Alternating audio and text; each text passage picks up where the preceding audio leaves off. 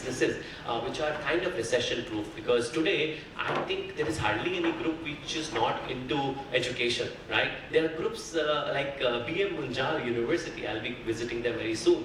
And every one of us know they are Hero Motor, right? And Hero Motor probably getting into education in big way, like it's something which is very surprising.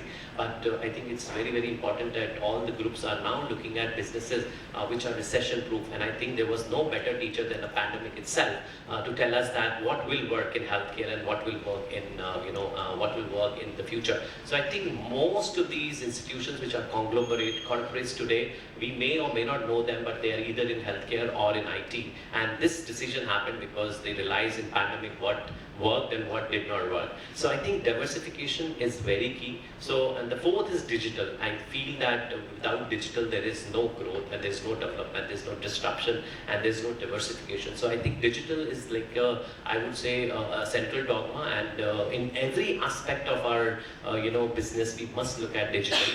And we need to have employees who are amenable for training, because if they don't adopt digital, I think any organization will not be able to grow to its own potential. So it's very, very important to really encourage all your employees to go to an extent of adopting digital, because one of the reasons why people are not able to grow, because digital adoption, I think getting a product digitally is very easy, right? Just licensing it out, you pay a monthly fee.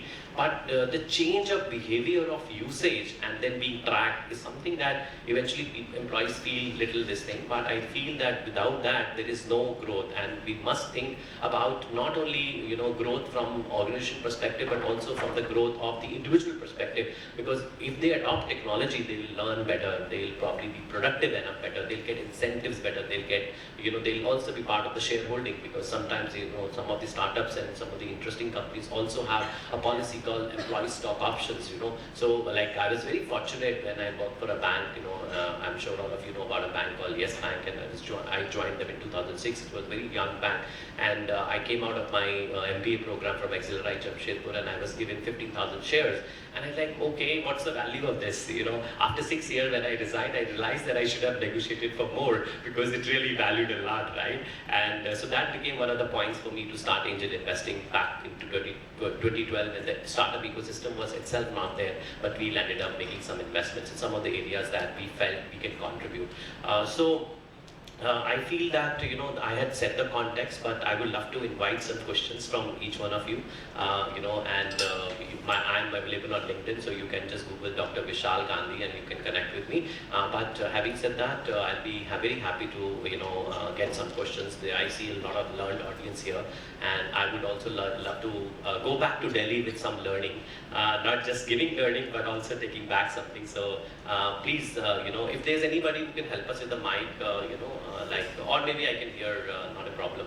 So anybody wants to volunteer? I think we just need first volunteer, and then I'm sure everything will fall in place.